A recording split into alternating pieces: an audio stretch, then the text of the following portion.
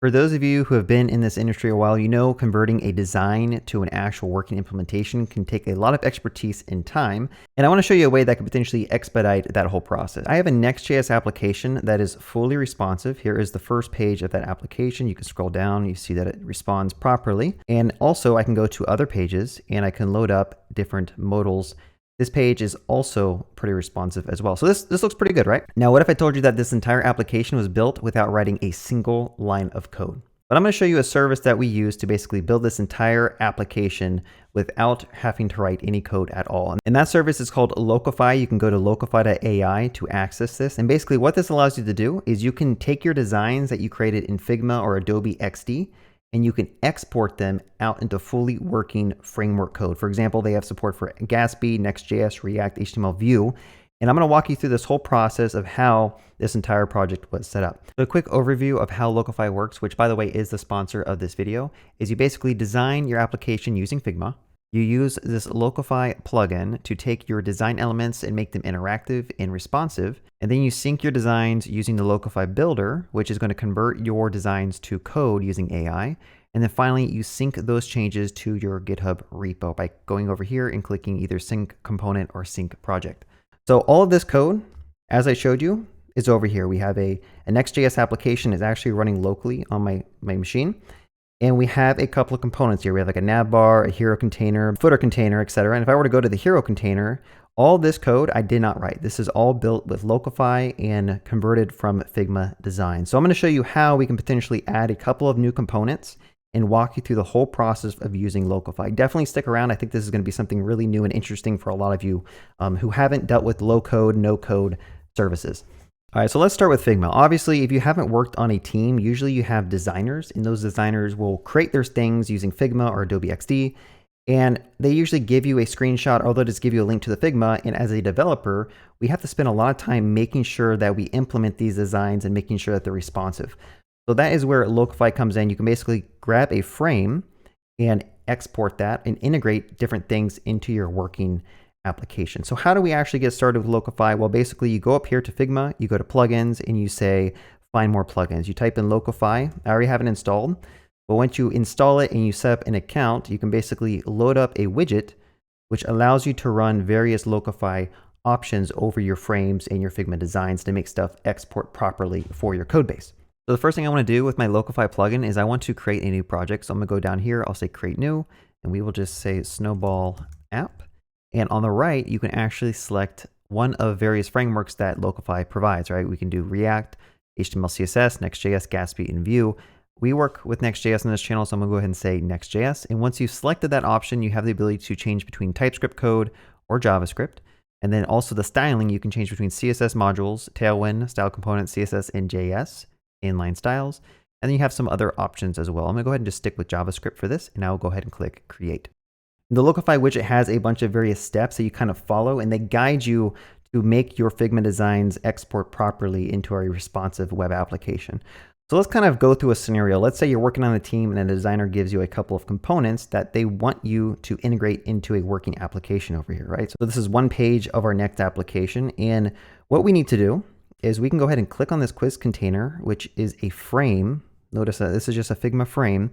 And Locofy is going to notice how you have that selected, and it's going to walk you through this multi-step process like I talked about. Notice here it says quiz container. Now, the reason you have to do these steps is because right now, if I were to kind of scale this down in size, notice that it's not really responsive, okay? So let's first click on optimize design, which should help us make this more responsive. And behind the scenes, Locofy is using AI, and the AI is not going to do everything for you. It's just going to give you suggestions, and it's going to help you become a more proficient developer, right? So the first thing we're going to do is just go ahead and click fix for this, and we will click fix for that one as well. So what auto layout is in Figma, if you're not aware, it's basically just like Flexbox in web design, where you can basically have components lay out in a column, or you can have them lay out in a row. For example, if I showed you over here, we have this auto layout section, and you can actually change how stuff is like organized inside of this container, right? You can make stuff be a column, you can make it be a row, you can make it wrap, you can align it center, left, stuff like that. So that is kind of what auto layout is doing for you, and Locofy is going to figure out how to properly apply that to your container. And in terms of responsiveness, in this situation, we don't really need to worry about that. So I'm going to go ahead and just ignore that. So I'll say done with this screen. All right, so the next step of this process is we are going to do step 2, which is tagging your layers. Now, a tag is basically a way to tell Locofy that, hey, when you export this thing, make sure that the button element is actually exported as a clickable button in the Next or React code. So what we're going to do is we're going to go ahead and click on this button real quick, and we are going to go down and tag it as a button. You do have the option to tag it as an input or a link or a text area, but in our case, this is a button, and when you click on it, we want it to potentially do something, right? So I'll click button. So now you have the option to select various types of libraries. We have Material UI, Ant Design, Bootstrap, Chakra. We're going to select none, but just note that there is some built-in design libraries that'll kind of pull those components in when you export your code. I'll select none, and then I'm going to go ahead and click back.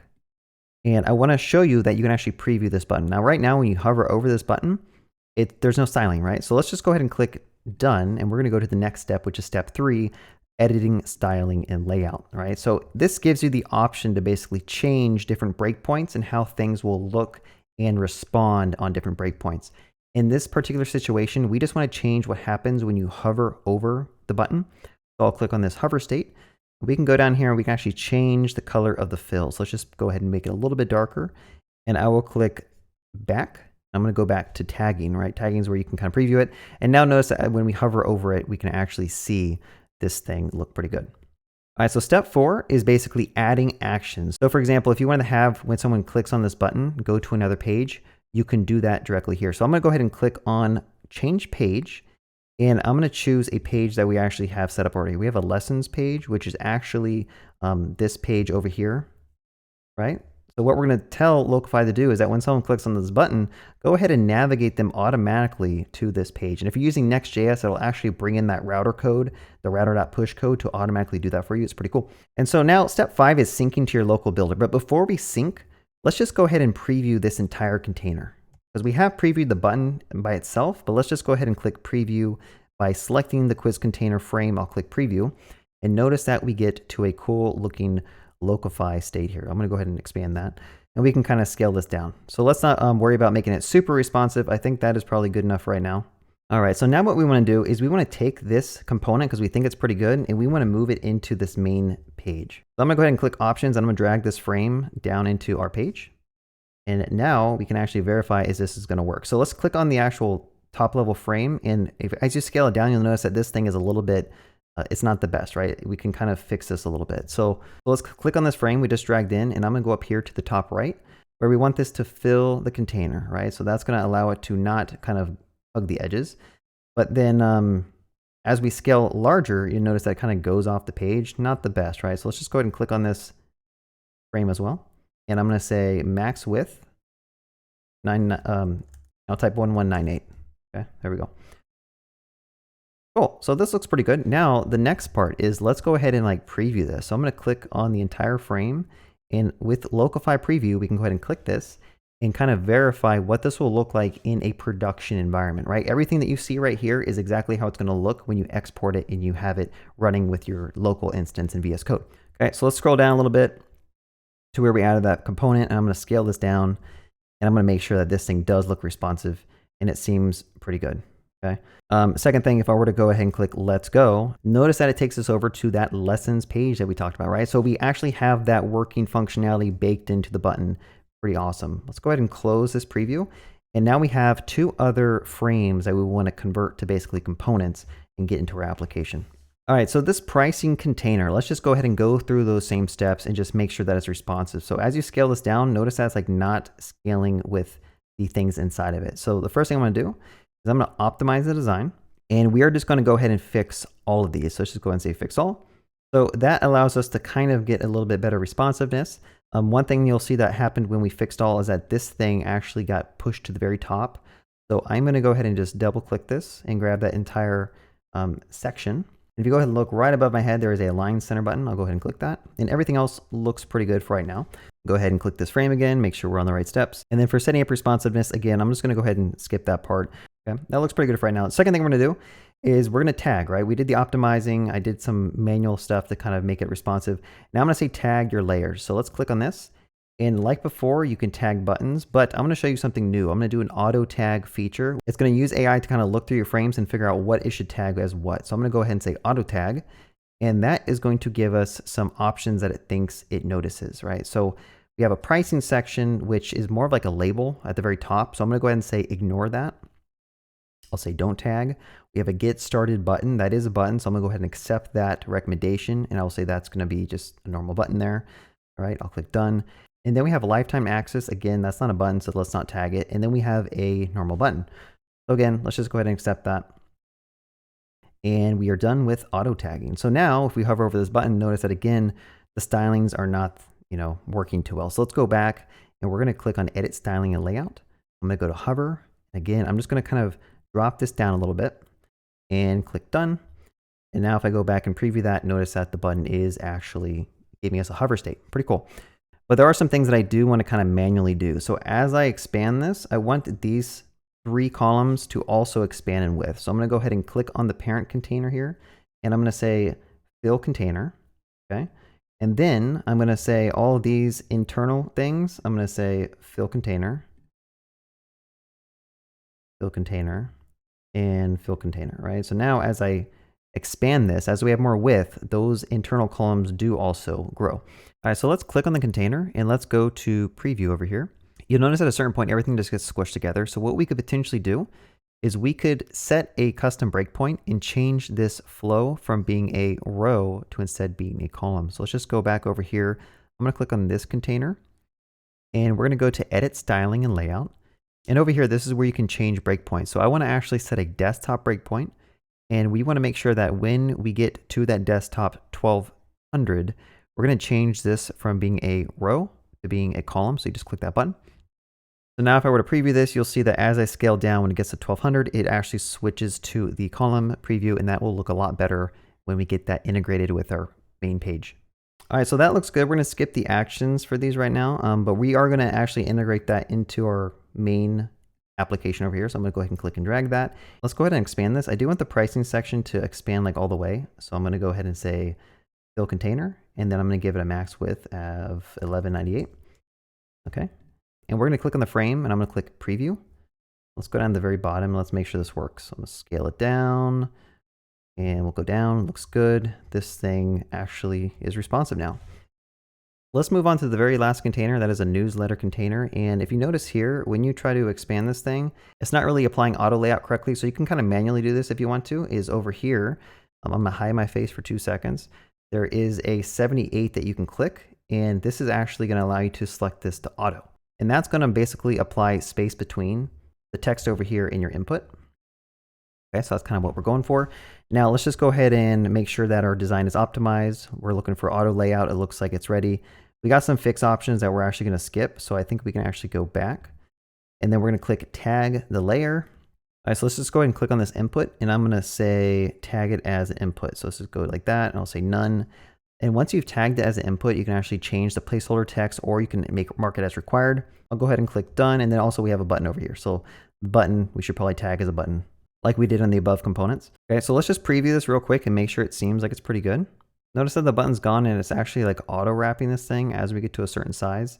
There's a couple of things we could potentially do to fix that. If you click on the input, notice that we actually nested the input inside of the button, right? So we kind of want to have these things be living side by side instead of being nested inside each other. All right, so I'm going to click on this button because it was tagged as a button for some reason. I'm going to go ahead and say untag this. Okay. And now we have an email and we have a frame over here. So instead, I'm going to make sure that this thing is tagged as an input, and I will click none, and we'll go ahead and make sure this is required. Click done. Let's click on this whole thing and let's just preview it and see what happens. All right, looks good. But notice that when you click on this, there's like a blue outline. Let's say you did not want that. How would you get rid of that? Well, you can go ahead and click on the input, and we can go and style that. So I'll go to edit styling and layout, and we're going to go down to the very bottom. I'll say advanced CSS. We're going to say outline of none. Okay. So now we should be able to preview this input. And when we click it, it doesn't actually have anything. Another thing I don't like is that the thing is centered. So let's just go ahead and make sure that the contents is aligned to the left. Left align, that looks good. And this one should still be tagged as a button, I believe. All right, let's just preview this one more time, and notice that as we get to a smaller size, it kind of just like auto wraps for us. It'd probably be nice if we had this thing be centered at a certain breakpoint. So let's just go ahead and go to that breakpoint, which I believe is 960. I'm gonna click it, and we're gonna go ahead and edit some of the styling over here. So when you get to 960 For the width, I'm gonna go ahead and click here. I'm gonna say HUD contents. Okay. And then also the things inside of it, we want to go ahead and just like align that center. Let's go ahead and go back and we're going to click on this one. And we want to make sure that when it is tablet, we're going to say we want this to be fill container. All right. So that looks pretty good, right? I think it looks pretty good. All right, let's click done. I think this is good. And we're going to go ahead and close the preview. And the last step is we want to integrate this into our application. So I'm going to go ahead and drag this over down here. And again, same process as before. We could potentially make the width of this thing be fill container. We can give this a max width of, I'm going to do like 1,000 this time, so it's a little bit smaller. And I'm also going to click on the frame. I'm going to click preview and scroll down to the bottom, make sure this is good. And there we go. I mean, that looks pretty good. We could probably spend more time trying to make that perfect, but I think that is good enough in my opinion. And now what we could do is click on this frame here, and I'm going to say sync to builder. All right, now you have the option to basically change what type of framework that you want to export to. In our case, we just set that up. You can also choose to export the entire project or just the selected frame if you want. I'm just going to do the selected frame because that's the only one we really changed. Let's just go ahead and click Start Sync. All right, so now at this point it says the code is ready and you can view it in the builder. So we haven't actually gone over the builder really other than that first little overview I gave. But the builder is basically a read-only view of your components and your code that was generated from Locofy, right? So in the center here, we have the ability to preview the entire application. Again, we can like scale it down and make sure it's responsive. We can view different screen breakpoints and we can click various things, and that'll over on the left, you'll see it selects the components, right? So the builder is a way to take your Figma designs and taking them from a design to actually be production ready and export it into your code base. Over here on the left, we have the ability to select some files. You can select your layer panel or GitHub. You have project settings over here, a dashboard. And then over here, you have the ability to kind of export things as a zip file, or you can sync it with GitHub, which is what we're going to do. And then at the bottom, you'll see there's options for deploying to Netlify, Vercel, and GitHub Pages. All right, so I want to show you something real quick. I'm going to click on the File Explorer and I'm going to click on index.js because that's kind of like the main page of our application. And if you scroll down here, notice that we have their old components, which I showed you in VS Code, right? But we also have some new things that were added in. We have our quiz container, we have our pricing container, and then we also have the newsletter container here, right? So again, you can't edit any of this code. This is just basically allowing you to have a read-only version of all your code. But what we're going to do is we're going to use the layer panel. I'm going to show you how to go through your containers that were exported from Locofy. And I'm going to click on them and we can convert them to components. Okay, so like actual React components that we use in our Nextjs application. So the first thing you can do to basically create a component is you can just click on the new thing that shows up over here. And I'm going to click Make Component. And we are going to go ahead and just say Make Component here. And we're going to click Create. I'm going to take all the code that was in the index file and it basically extracts it into a component over here. And notice that it's already being auto imported from components quiz container. So I'm actually going to take those and drag them into the landing page. Go ahead and say move. And if I were to go back to index.js, notice that that did update the import path, right? So now we basically took that code and made a component with a click of a button. All right, so another way you can make a component is inside this previewer, we basically find the component we added. So I'll click on the pricing one. Okay. And notice that that selects the pricing container over here. And we are going to also say create component. And I'll say create. And the last way you can do it is by clicking this make components. This will actually go through your entire project and give you suggestions of like what components that you could potentially make. And we're going to go to recommendations over here. And notice that it's actually going to the lessons page and giving us suggestions on how to potentially make these into components. We aren't going to worry about this at this point, but if you scroll through these, notice that it'll give you the options to kind of specify the props that you can use while making these components, right? So for example, if I wanted to change action button text to action button label, we could easily do that. And then when the component is created in React, that'll be a real prop that you can pass in to the component. So I'm going to go ahead and just skip all of the ones that are on this page, but we do want to see if ours shows up for this other page. And unfortunately, it did not find the component for auto tagging, right? So again, Locofy uses AI and AI can't do all the work for you. So in our case, we're not going to use this component wizard. We're going to go back and just manually kind of do it. Go back to the main page and I'm just going to go ahead and make this last one a component as well. Go ahead and say create. And then we're going to go and make sure that all the code is being moved over properly. So go ahead and click on the pricing container and the newsletter container. And I'm going to click and drag those into the landing page, and now we should be good. So now that we have all the components kind of set up, what we need to do is we need to sync this with our Git repo. So up here in the top right, if I click on this, I'm going to go to sync project. All right, so when you click on sync to your project, it'll show you this connect to your GitHub account. I actually kind of already did this, but you can create a new repository if you want to, or click existing. I'm going to go ahead and click one called Finance App Snowball, and I want to go to an existing branch. I'm going to go to main Cody. Okay, I'm going to go ahead and say confirm repo and branch. And now notice it's going to show you a diff between the files that we just added or modified, and it'll kind of show you if any conflicts were to happen. So we also have some conflicts, which I'm not really too sure about, but I'm actually going to just not apply those for right now. Because remember, we didn't even change the hero stuff in the platform stuff. We didn't change. So I do not want to mess with those. I'm just going to go ahead and move over the new components, and I'm going to say push to GitHub. All right, so now everything has been pushed to GitHub. Let's go ahead and click done. And I want to show you that if I go over to my VS Code and I'm on this same branch, notice here, if I do get status, it says we're on main Cody. I'm going to say get pull, and that'll pull over those changes. Notice that we do have all of those components that were created using the Locofy builder, and those exist now in the landing page directory. All right, so now if we go to our application that is running locally after we just did a get pull, and we go down to the bottom, you'll notice that we have all of those components right here, and they are going to be responsive like we saw in Locofy in the preview. I'm going to go ahead and go to the next lessons page, make sure this still works, and everything looks good. So what happens if a developer and a designer decide to change the same buttons at the same time? Let's talk about how conflict resolution works with Locofy. I'm going to go up here. We have a login and a register button. And let's say that a developer decides to change those as well. So go to the nav bar here, and let's just kind of look through here.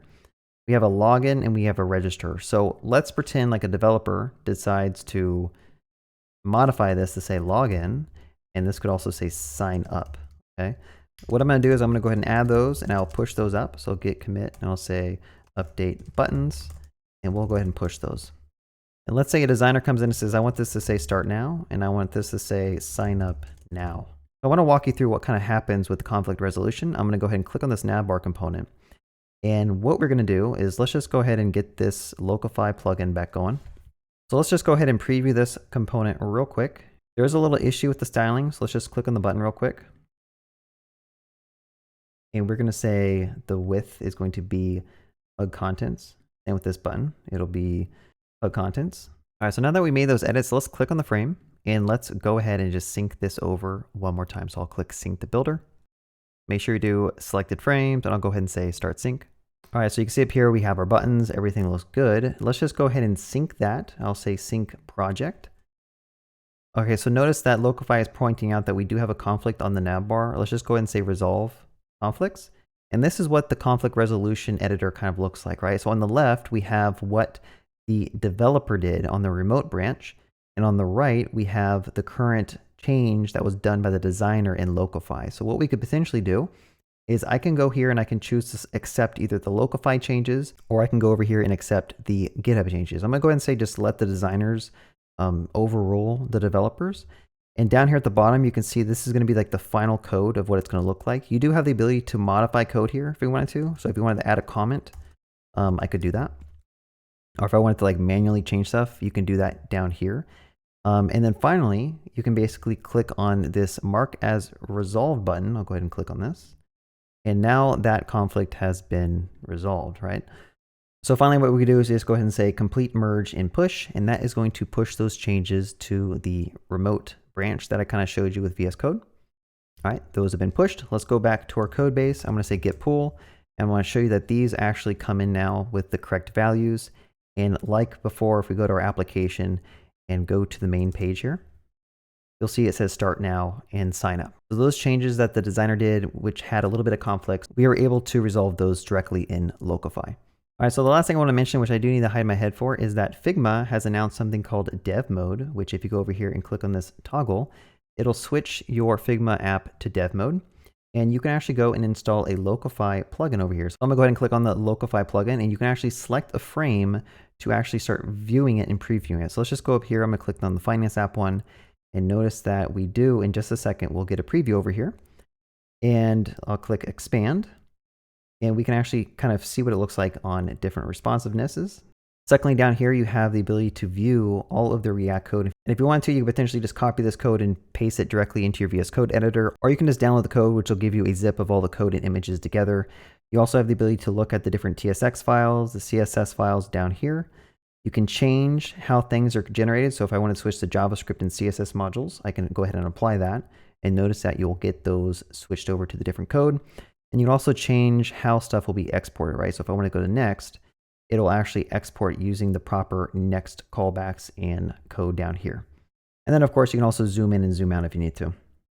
So that is the Locofy using the dev mode in Figma. Definitely check that out as well. It's very useful if you just want to quickly see something in your frame.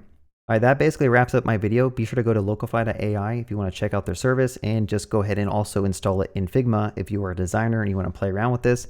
Overall, I think this is a pretty cool tool which should really help you be more proficient at taking designs and converting them to code. And I think integrating no-code and low-code tools into your daily workflow can actually make you a much more performant coder overall. All right, that's about it. So thank you so much for watching. Have a good day and happy coding.